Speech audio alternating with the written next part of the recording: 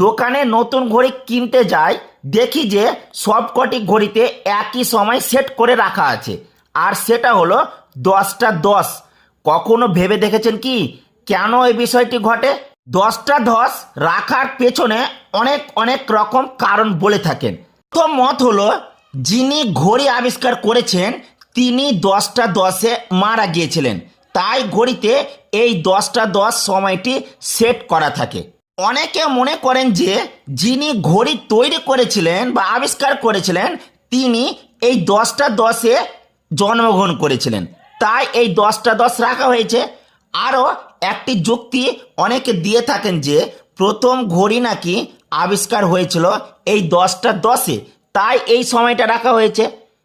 আবার কেউ বলছে 10টা 10 যদি বাজে সেটিকে অনেকটা ইংরেজি ভি অক্ষরের মতো লাগে দেখতে, আর সেটিকে